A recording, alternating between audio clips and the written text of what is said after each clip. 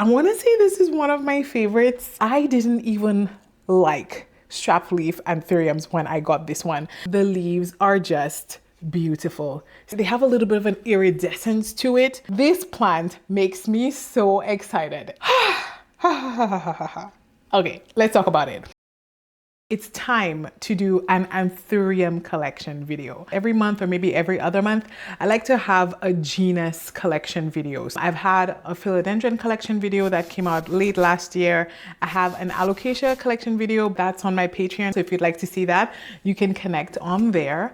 And I have a Hoya collection video that also came out last year. I am brand new to collecting anthurium. So I've been collecting it since November last year. December, January, about 5 months. So I'm very new to it. My plants are still in their baby stage. And you know what? Maybe some of you are like me and only recently started collecting anthurium. We can take a snapshot of how my anthurium collection are doing, especially now it's the start of spring. I don't think there's any significant change to their growth because they're mostly under grow lights, but I still want to capture this. If you're new here, hi, my name is Stephanie. To give you a little geographical context as to where I'm located, I live in Canada, specifically in Southern Ontario. So that gives you an idea of what my lighting is like. It can get pretty dark here sometimes, but we're having a beautiful sunny day. So I'm excited to share my beautiful anthurium with you. And if you're a new anthurium collector or an anthurium lover, let me know by giving the video a thumbs up and I'll know to make more anthurium content in the future. Let's get started. Let's go from smallest to biggest. I usually go from biggest to smallest, but let's go from smallest to biggest. The smallest anthurium I have in my collection is one that I bought from a seedling. So let me show you. Funny enough, the smallest anthurium in my collection is one that I am most excited about because it has a cross that makes me super excited. So these are seedlings and the seed parent is Anthurium tussula ace of spades and the pollen parent is an Anthurium dark phoenix. I've had this for a couple of months, I think since November, and when I got them they were really tiny. They're still very tiny, and I originally bought I think 2 seedlings, but there was a little bit of a mishap. I can't remember what happened, but she gave me a bonus seedling. So I have 3 of these fantastic babies and I'm excited. So one of the reasons I'm also doing this anthurium video is because I'm going to be upsizing some of my anthurium because the baby ones, I think I just have 2 or 3 small anthurium. I think it's time for them to get repotted, for them to go into their next step of their growth process. And I think that will also aid in the speed of growth. Well, namely, I think the size of the new leaves. So I want to encourage it. I want to give them room to expand, but I also want to take them out of this setup before they get too big. I don't want them to get so big and so rooty, they become very difficult to separate. I don't want to cause any root damage. But anyways, they're in sphagnum moss and it seems to be sphagnum with a little bit of perlite. And this is how I have them set up. So I have them in this little saucer here, this little jar that I got from the thrift store. I think I got it for 50 cents maybe. And so I just always keep a little bit of water in this because I don't want the sphagnum moss to dry out. And you know what? They're steadily putting out new leaves. When I let it dry out, you can see what happens here. I have a little bit of dryness on this leaf, but they are steadily pushing out new leaves and the leaves are starting to size up. Like, I mean, they're still tiny, but still like these are starting to make their way. I'm very excited about it. Let's get a little bit of a glimpse as to what does this mean? What will these look like when they mature? Because I know people put a lot of baby anthurium on the screen and so it's like, what are these supposed to really look like? So let's take a look. I am in love with the big dark leaves with a little bit of veination in them. I'm just all about the darkness. That's what attracted me. It's the word that I learned, the bullate leaves. That's the word. The bullate leaves are beautiful and I'm excited to have a nice blend of these characteristics in my plants. Something I've heard about Anthurium is that each individual plant, each seedling can look different. So even if they have the same seed and pollen parent, every single one can look a little bit different. So I'm excited. I'm going to keep all three of them. I'm going to keep all three to see after they all mature which ones I like the most. But I'm excited. I wanted to show this to you on camera because I'm going to be putting them into their next setup. If we go up one size, we get another cross that I have, and I have two of this exact plant. So I have actually not two. I maybe have, oh, where's the rest of it? Oh, it's over here. I think I have like maybe 5. I have a bunch. So this is Anthurium crystallinum crossed with forgetii. So this seems to be a very popular crossing because it seems like people who are getting their feet wet, they're getting into crossing Anthuriums. This seems to be like one of their go-to. I think as the crystallinum and the forgetii, they're pretty easy to cross and work with. So anyways, I think I got 5 plants in here. I got this again last year, maybe in November or so, and you can see that some of the leaves are actually a little yellow because this is fertilizer burn. So I put a little bit too much fertilizer in my water. I've been struggling with my pump.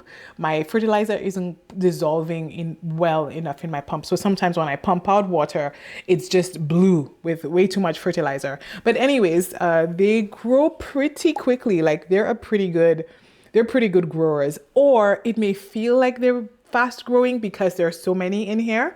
And also the sphagnum moss, because there's so many plants in here, this dries out way faster than I'd like it to. So it's about time. It's time for me to up pot them and put them into their next phase of things. So some of these are for my mom. So there are 5 in there. I'm gonna split them up and give some to my mom.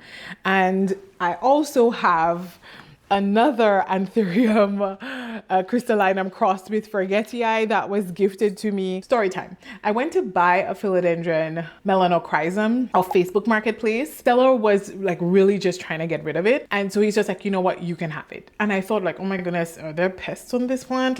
Why are you trying to get rid of it so quickly? He's like, no, I just really don't have the room. You can take it. It actually has beneficial bugs on it. I took it and he was like, do you want this Anthurium like cross crystallinum with forgetii? And I was like, sure, I'll never say no to plants. So I was watching both of the plants. I'm looking at them like, I hope nothing's wrong with you, but it seems like he's just a very generous guy trying to get rid of plants to a happy home. That's it here. And again, you can see the fertilizer burn here, just a little too much fertilizer in the water. And so that's what caused that. It's also here in some mix. It seems to be like his own little mix of perlite with tree fern fiber. It could possibly be just perlite and tree fern fiber in here. That's what it looks like. But anyways, the plant's pretty happy. It's growing well. That's the last leaf that it gave. It's pretty big. It's sizing up really nicely. And it has another leaf on the way. So I'm happy about that. I mean, I could just give this one to my mom and just separate the others and keep them. But like I said, every time you have a cross, they could look different. So I'm interested in seeing how his would come out. And then I'm going to give her one of the others because these will likely look more similar. That's my crystallinum crossed with forgetii family. And again, like I mentioned, I'm new to Anthurium, so I don't have all the Anthurium jargon. I don't know all the ins and outs of it. I am brand new here, so I'm happy you're here for the journey as I learn a little bit more about Anthurium and I continue to expand my collection and get more. Okay, what's next? I guess this one is naturally next because it only has 1 leaf. Are you ready? Are you ready for the transformation of this plant? If you're on my Instagram, you may already know this because I think I have shared pictures there already. But yo, people, this is my queen Anthurium. My Anthurium Heuchkeliana. Oh my goodness, I keep saying Heuchkeliana. That's why it's called the queen Anthurium. This plant makes me so excited. So excited. Okay, let's talk about it. I got this plant, I think in October or November. I have an entire video where I unboxed it. So I got that one and it had 2 leaves. One of the leaves were yellowing a little bit and the other one was like hardened off, beautiful, like this one. And I heard what everyone says when you get a new anthurium, they tend to struggle, especially the queen. She throws a fit, she's dramatic. So I was ready. I was mentally prepared for a struggle. But anyways, it had for the longest time, and I think I've told you this story before on my channel, for the longest time, it had this little nub right there. And I stared at it, I repotted it, I did all the things, I watered it, but the thing just wouldn't grow. The little nub just wouldn't do anything. And I think this is in my favorites video that I showed this to you. And one day what I did is, it's a little technique that I do with some of my plants when I'm not sure if they need to be watered, but I don't want to add more water. If they're in a pot like this where it's no drainage, I sometimes like to tilt the pot so that the rest of the water that's at the bottom, it could touch the roots without adding fresh water to the roots to refill the reservoir. Just almost like you're watering it ever so slightly. So I tilted it one day, like I just did that one night, and the next morning when I woke up, I went to look at the little nub, and the little nub was a little bit bigger. So that told me that this plant needs a little bit more water. I was underwatering it. So then I started keeping the reservoir a little bit higher, because if you look at my reservoir here, and I have an entire video of what's in here, what the mix is that I used, the layer system that I have, but spoiler alert, at the bottom, it's leca.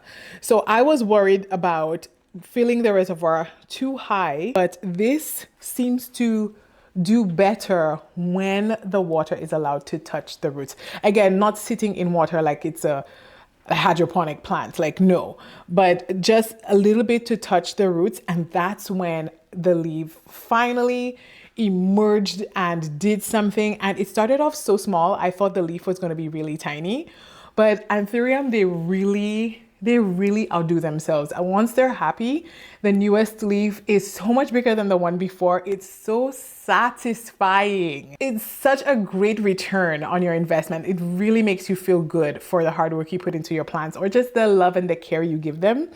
And yes, so this is it. This is the newest leaf on my Heuchkeliana, and I am, as you can tell, I'm very excited and very proud. My part in this is so microscopic compared to all of the other factors that make this plant so beautiful.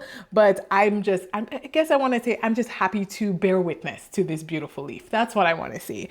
But anyways, it's beautiful and it is thirsty, very thirsty.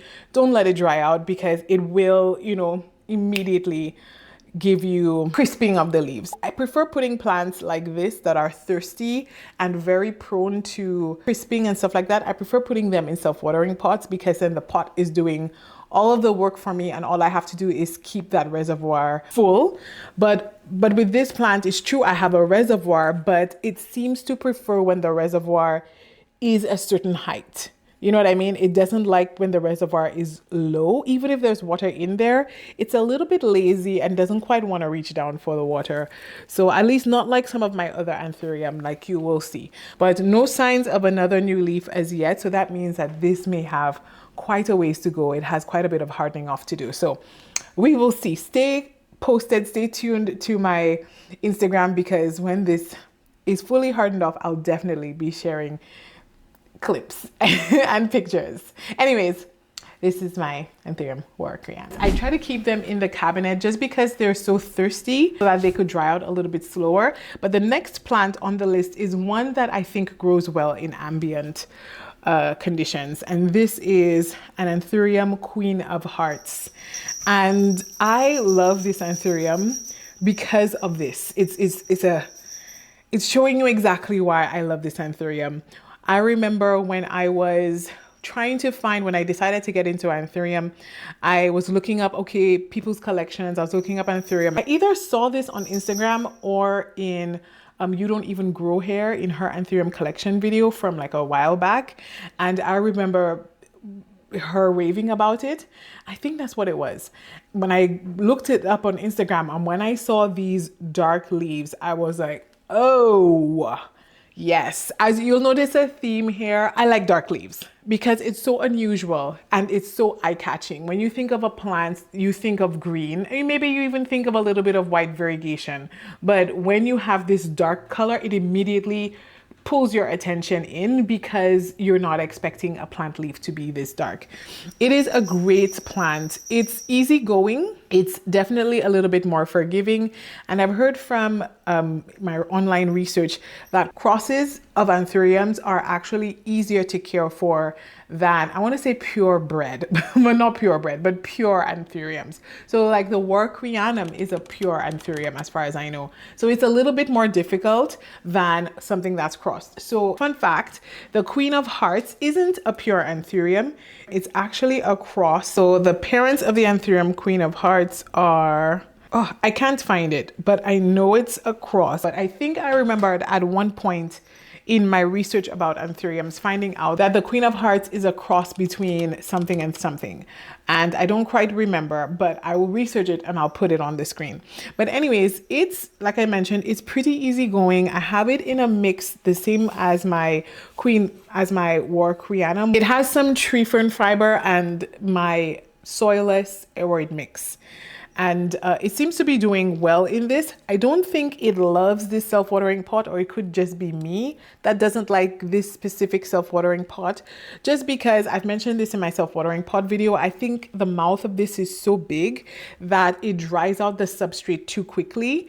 I know maybe I should have a little bit of a more water retentive substrate, but still, I just find this pot just doesn't work as effectively as some of my other self-watering pots. I don't know what it is, but it just doesn't work as well. And I have, I think, 1, 2, 3 plants in here, or maybe a baby plant, some suckers, and 2 mother plants. I'm not sure, but I definitely have more than 1 growth point in here. But it's a beautiful plant. I love those dark leaves. And when they start to harden off, they do become this sort of lighter green color. But what I love is that the more light you give this, the darker the leaf looks. And it's, again, very eye-catching. It's beautiful. So throughout this video, I'll post mature versions or big pictures of big versions of these plants. I'm excited, but not in a rush for the plant to get to this point. I want to enjoy the journey and use these plants, especially like this one where it's super easy, to learn more about anthurium so I can bring helpful quality content to you. But again, I'm new, so if you have any tips, please share them in the comment section down below. Share them with all of us so that we can all grow some beautiful plants. Thank you in advance. I have 2 more plants to share with you, and this is, I want to say this is one of my favorites, but I mean, I make more of a fuss about the Queen of Hearts, but I think this one could be one of my favorites, if not my favorite one, because I think I get more excited when this one pushes out a leaf than any of my other anthurium. And this is an anthurium Wendlingeri or Wendlingeri, however way you choose to call it. And what is always so funny and so interesting to me is that I didn't even like strap leaf anthuriums when I got this one. I remember, like, again, getting into anthurium, wanting to get into it and looking up anthurium collection videos and seeing this one and people saying like, this is such an easy anthurium and it's so nice, and you know, but it's uncommon. So I thought, well, my local nursery has this. Well, it had it at one point. They have never gotten it back since. And I thought, you know what? I want to get it. I'm just going to go get it. And I don't know when they'll ever get it back because I don't want to just leave it and then regret it. And so regret is the complete opposite of how I feel. I am so glad I got this plant. It is the only plant of its kind in my collection. I do not have any other pendant type plant in my collection. And so I guess that's one of the reasons why it catches my attention so much. It's just so cool. And I put it on the shelf and it just dangles off the shelf, and it's just, it doesn't demand a lot of attention. It's so cool. It's just so calm, but I don't know how to explain it. I'm calling a plant calm, but it is. It's not dramatic. It's so easygoing. It grows beautifully. It's such an easy plant and it just makes you feel like you're doing such a great job. Anyways, when I got it, it had 1, 2, I think 3 or 4 leaves. And in my collection, it grew this leaf here, I believe. And I think this one was unfurling when I first got it. And then the first real leaf I got from it, I think was this one here. And then the next one that I got was this one, and the next one that's coming is this guy here. And I can tell that this is going to be really big because all the other ones at this point of the unfurling, maturing process, they were not this big. So I don't know. We're gonna see. This is definitely an anthurium that outdoes itself. Most anthurium do that, if not all anthurium, but yeah, it does it. It's good at it, and so yeah, it's beautiful. It's not a velvet leaf. It feels more, I know people describe it as leathery. It does feel leathery. It feels like a belt.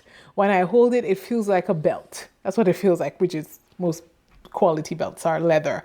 But anyways, super easy going. I have it in here in the same mix as the Warocreanum, and I repotted it the same time as the Warocreanum. So you can actually click on that one video, I'll link it down below, and get the repotting of these 2 plants and what I did.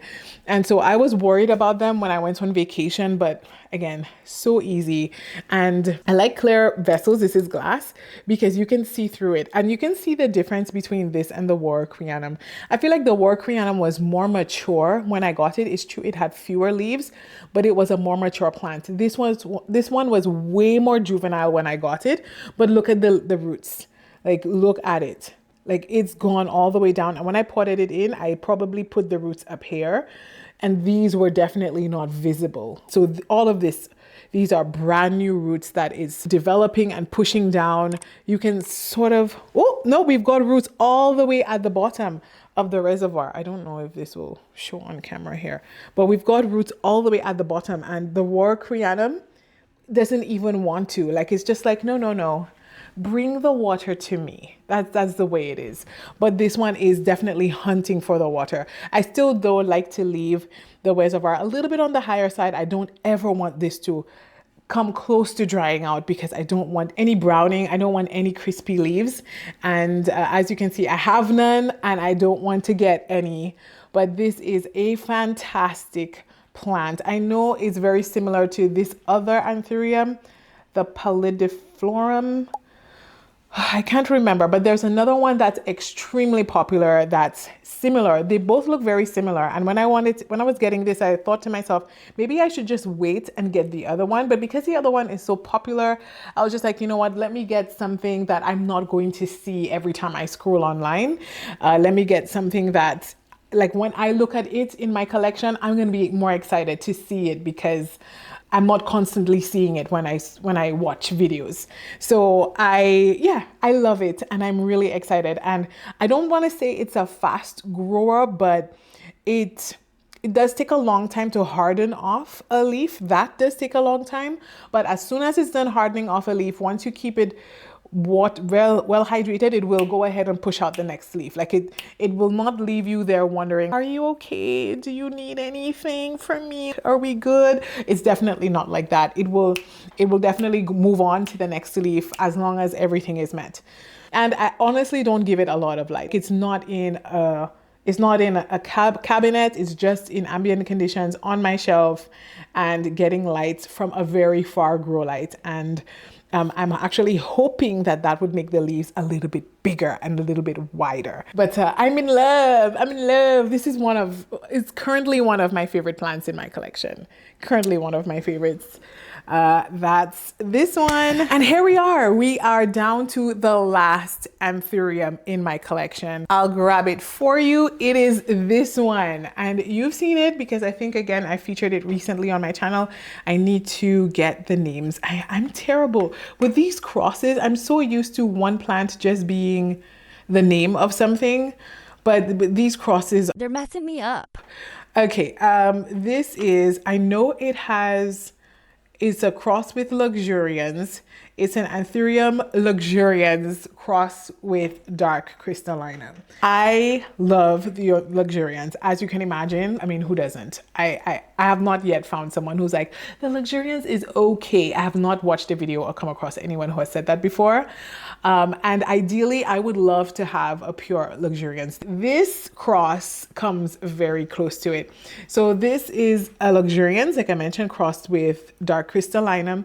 And the reason I got it is because the cross is with dark crystallinum. So after luxurians is already super dark crystallinum, yes, this sits on my bottom row. So I have like shelf here, one, can you see that? Yep, shelf number 2, and then there's nothing here. This is just for the tall plants. And yes, please and thank you. Every time, even if it's at the bottom and I walk there and my eyes just glance, like automatically go down to this plant because the leaves are just beautiful, stunning. The boulette leaves are just beautiful and they reflect, they have a little bit of an iridescence to it, and it's just, they're beautiful. And depending on how the light hits it, it either looks like a lighter green color or a darker green color. I love it. And I will say this is not one of the fastest growers. I mean, it's not slow either. Ooh, I think it's, ooh, yeah, that's the new leaf. There's a new leaf coming out. Here I am saying it's not a fast grower, and here it is like pushing out a new leaf. Oh, please, I didn't mean it. I didn't mean it. But here it is right here. Can you see that? There's just a little tip, the head of the leaf starting to poke its way out. When I got it, I think it was just the 3 leaves, or maybe it had one more that it lost. And yeah, we have a little bit of crispiness here. And then it pushed out this leaf. I mean, come on. This was the leaf before it. This is the newest leaf. I mean, come on. There is no comparison. Like, look at that. And I think that's why the next leaf is taking so long to come out, because this wasn't done hardening off for a long time. So I can only imagine what the next leaf is going to look like. I'm going to try really hard to keep this as happy as possible so that you can get a nice and even bigger leaf. But I'm excited about it. Again, it's in a self-watering pot. You know, I love me some self-watering pots. And in that DIY chunky mix with tree fern and cocoa coir and perlite, and I think another element that I can't, coconut husks in here. This and the which other plant was it? This and the Queen of Hearts were both repotted at the same time. So if you'd like to see the journey where it all began, if you want to see that, you can feel free to check out that video. But anyways, I love this plant. I really do. And I just love how all the Anthuriums except the Heuchkeliana have been so easygoing. They're just so laid back. I think I do have a lot of crosses, so you know that could be a factor as well, but they're just so laid back and they're, you know, take their time. They don't need a lot of maintenance. I don't feel like I constantly need to go and check them as long as they're in this self-watering pot. Even my Wendlingeri in the enclosed jar, it's still like pretty easy going. I don't feel like I need to be monitoring it constantly. And I thought for such beautiful plants that they would need more care than they do. I know I'm late to the Anthurium train, but I'm glad I made it.